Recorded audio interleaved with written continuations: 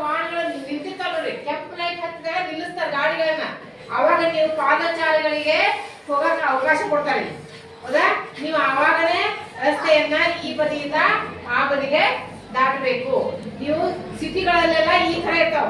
ಸಿಟಿಗಳಲ್ಲೆಲ್ಲ ಪಾದಚಾರಿಗಳು zebra ಪಟ್ಟಿಯನ್ನೇ ದಾಟಬೇಕು ಅಂತ ಇರ್ತೈತಿ ಬೆಂಗಳೂರು ಅಂತ ಊರ. ಆದ್ರಿಂದ ಪಾದಚಾರಿಯನ್ನ ದಾಟಬೇಕು. ಆಮೇಲೆ ಈಗ ಈ ಟ್ರಾಫಿಕ್ ಲೈಟ್ ಅಂದ್ರೆ ರಸ್ತೆ ದೀಪಗಳು ಮೊದಲು ಹೇಳಿದ್ರೆ ಯಾವ ದಿನ ಹೇಳ್ರಿ ರಸ್ತೆ ಸುರಕ್ಷತೆ ಬಗ್ಗೆ ನಾವ್ ಇವತ್ತು ತಿಳಿಸ್ಕೊಡ್ತೀವಿ. ಇದು ಯಾವ ಬಣ್ಣ ಅಂತ ಗೊತ್ತಿದ್ದೀನ?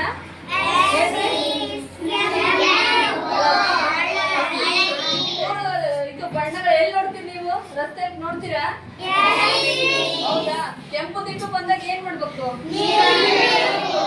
ನಿಲ್ಬೇಕಂದ್ರೆ ನೀವ್ ನಿಲ್ಬೇಕಾ ವಾಹನಗಳ ನಿಲ್ಬೇಕಾ? ರಸ್ತೆ ಪಕ್ಕದಲ್ಲಿ ಹೋಗ್ಬೇಕು. ಹೌದಾ? ಮತ್ತೆ ರಸ್ತೆ ದಾಟ್ಬೇಕಾದ್ರೆ ಏನ್ ಮಾಡ್ಬೇಕು? ವಾಹನಗಳನ್ನ ನೋಡಿ ನಾವು ರಸ್ತೆನ ದಾಟ್ಬೇಕು. ಹೌದಾ? ಆಮೇಲೆ ಕೆಂಪು ದೀಪ ಹತ್ತಿದಾಗ ನಾವು ನಿಲ್ಬೇಕಾಗ ಗೊತ್ತಾಯ್ತಲ್ಲ ಈ ದೀಪಗಳ ಬಗ್ಗೆ?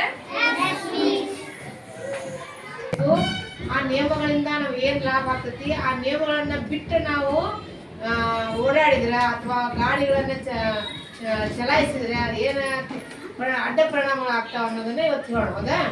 ಈಗ ರಸ್ತೆ ಸುರಕ್ಷತೆ ನಾವು ಬಹಳ ಮುಖ್ಯ. ನಾವು ಅದ್ರ ಬಹಳ ಗಮನ ಕೊಡ್ಬೇಕು. ಓಡಾಡುವಾಗ ಆಯ್ತು, ಗಾಡಿಯನ್ನ ಚಲಿಸುವಾಗ ಆಯ್ತು, ಬಹಳಷ್ಟು ಗಮನವನ್ನ ಕೊಡ್ಬೇಕು. ಸಿಟಿಗಳಲ್ಲೆಲ್ಲ ಕೆಲವೊಂದು ನಿಯಮಗಳ ಕಡ್ಡಾಯವಾಗಿ ಪಾಲಿಸಲೇಬೇಕು. ಇಲ್ಲ ಅಂತ ಏನಾಗ್ತದೆ ಅಂದ್ರೆ ಅಪಘಾತಗಳು ಹೆಚ್ಚಿನ ಸಂಖ್ಯೆಯಲ್ಲಿ ಆಗ್ತಿರ್ತಾವ. ಈಗ ವಾಹನ ಚಲಿಸುವಾಗ ಸಹಿತ ಅಲ್ಲೇ ದೀಪಗಳನ್ನ ಇಟ್ಟಿರ್ತಾವ, ರಸ್ತೆ ದೀಪಗಳಂತ.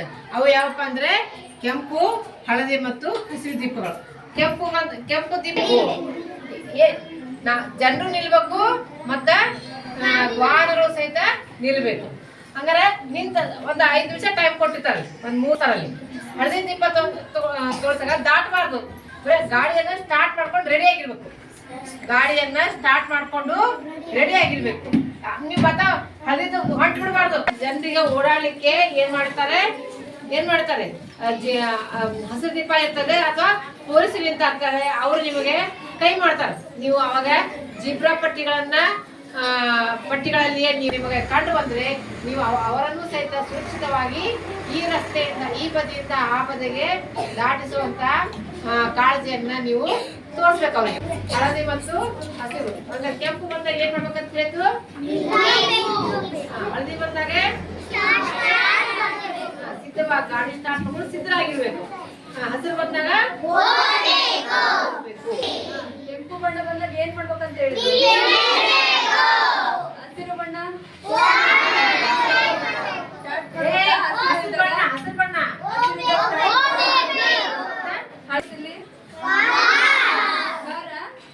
ಕಾರ್ನಾಗ ಕುತ್ಕೊಂಡಾರ ಯಾರಾದ್ರೂ? ಏನ್ ಮಾಡ್ತಿದಾರ ಅವರು? ಕಾರಿಂದ ಇಳಿಕ್ ನೋಡ್ತಿದಾರ. ಸರಿನಾ? ಅದು ಕಾರ್ನಿಂದ ಯಾಕಂದ್ರೆ ಪಕ್ಕದಲ್ಲಿ ಗಾಡಿಗಳು ಬೇರೆ ಬೇರೆ ಗಾಡಿಗಳು ಬರ್ತಿರ್ತಾವ. ಹೌದಾ? ಸ್ಪೀಡ್ ಹೋಗ್ತಿರ್ತಾವ. ನಾವು ಬಲ್ಗಡೆ ಇದ್ದಾಗ ಪಕ್ಕದಲ್ಲಿ ಬಲ್ಗಡೆನೆ ಬೇರೆ ಬೇರೆ ಗಾಡಿಗಳು ಹೋಗ್ತಿರ್ತಾವ. ಇಳಿಕ್ ನೋಡಿದಾಗ ಏನ್ ಮಾಡ್ತದೆ? ಪಕ್ಕಕ್ಕ ಗಾಡಿಗಳು ಹೋದ್ರೆ ಏನಾಗ್ತಾವ?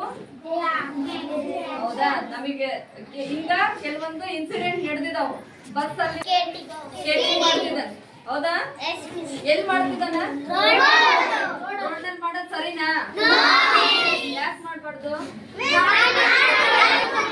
ಗಾಡಿಗಳು ಇಂತ ಮೂವ್ ಆಗ್ತಿರ್ತಾರೆ. ಮತ್ತೆ ನಮ್ಮ ಗುರುಮಾನ್ಯವರು ನಿಮಗೆ ಸಿಗ್ನಲ್ಗಳ ಬಗ್ಗೆ ಮತ್ತು ರಸ್ತೆ ಯಾವಾಗ ಎಲ್ಲಿ ದಾಟಬೇಕು, ಪಾದಚಾರಿಗಳು ಗಾಡಿಗಳು ಬಂದಾಗ ನಾವು ರಸ್ತೆ ದಾಟುವಾಗ ಯಾವ ರೀತಿಯಾಗಿ ನಾವು ರಸ್ತೆಯನ್ನು ಈ ಕಡೆ ಬದಿಯಿಂದ ಆ ಕಡೆಗೆ ಹೋಗ್ಬೇಕು ಅನ್ನೋದನ್ನ ಈಗ ಗುರುಮಾನ್ಯವರು ತಿಳಿಸ್ಕೊಟ್ಟಿದ್ದಾರೆ. ಮುಂದಿನ ಹಂತದಲ್ಲಿ ನಾನೇನಪ್ಪ ಅಂದ್ರೆ ನಾವು ಗಾಡಿಗಳನ್ನ ಚಲಾಯಿಸುವವರು ಯಾವ ರೀತಿಯಾಗಿ ಸುರಕ್ಷಿತವಾಗಿ ಚಲಾಯಿಸಬೇಕಪ್ಪ ಅಂತ ಮೊದಲು ನಾವು ಬೈಕ್ ಅಥವಾ ಸೈಕಲ್ ಆಗಿರ್ಲಿ ಬೈಕ್ ಆಗಿರ್ಲಿ ನಾವೇನ್ ಮಾಡಬೇಕು, ಕಡ್ಡಾಯವಾಗಿ ಏನ್ ಬಳಸ್ಬೇಕು, ಹೆಲ್ಮೆಟ್ ಅನ್ನ ಬಳಸಬೇಕು.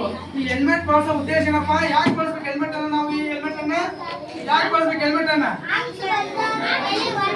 ಹಂಪ್ಸ್ ಬಂದಾಗಂತಲ್ಲ, ಯಾವುದೇ ನಾವು ಏನಾರ ಅಪಘಾತ ಆಯ್ತಪ್ಪ ಬೈ ಚಾನ್ಸ್ ನಾವು ಹೋಗ್ಬೇಕಾದ್ರೆ ಅಥವಾ ಎದುರಿ ಗಾಡಿ ಬಂದು ಗುದ್ದಿದಾಗ ನಮ್ಗೆ ಏನಾರ ಆಕ್ಸಿಡೆಂಟ್ ಅಥವಾ ಅಪಘಾತ ಆದಾಗ ಇದು ನಮ್ಮನ್ನ ರಕ್ಷಣೆ ಮಾಡ್ತೈತಿ. ಏನನ್ನ ತಲೆಯನ್ನ ರಕ್ಷಣೆ ಮಾಡ್ತೈತಿ. ಎಲ್ಲೇ ಗಾಯ ಆದ್ರೆ ನಾವು ಮಾಯಿಸ್ಬೋದು, ಆದ್ರೆ ತಲೆಗೆ ಗಾಯ ಆದಾಗ ಮಾಯಿಸ್ಲಿಕ್ಕೆ ಕಷ್ಟ. ಜೀವದ ಇದು ಏನ್ ಮಾಡಕತ್ತಾರ ಚಿತ್ರದಲ್ಲಿ ಅಣ್ಣ ಪುಟ್ಕದ ಮೇಲೆ ಅದನ ತಂಗಿ ಕೆಳಗಡೆ ಇದಾರ. ಇದು ಸರಿನೋ ತಪ್ಪ? ಯಾವುದೇ ಕಾರಣಕ್ಕೂ ರಸ್ತೆ ಮೇಲೆ ನಾವು ಇಳಿಯಂಗಿಲ್ಲ. ಗೊತ್ತಾದ? ರಸ್ತೆ ಬಿಟ್ಟು ಫುಟ್ಪಾತ್ ಮೇಲೆ ಅಥವಾ ಪಾದಚಾರಿಗಳು ನಿಲ್ತಕ್ಕಂಥ ಜಾಗದಲ್ಲಿ ಮಾತ್ರ ನಾವು ಸಂಚರಿಸಬೇಕು.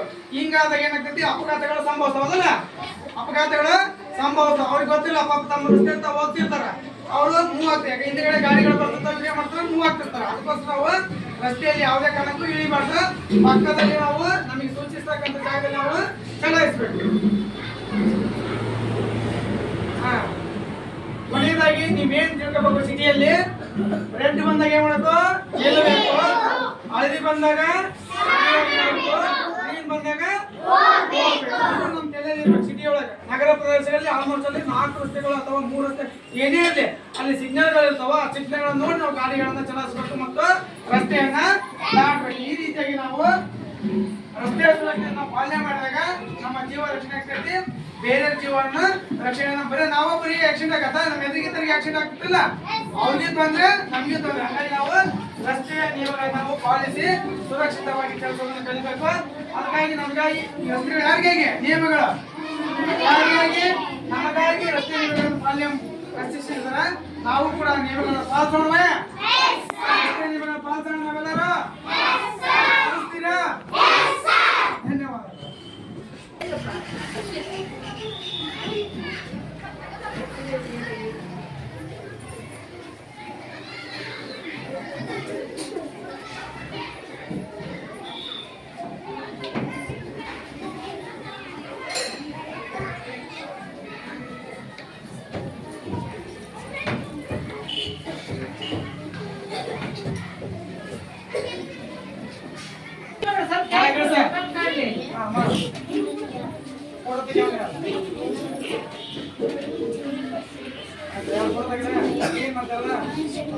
ಆಪ್ ಮಾಡಿ.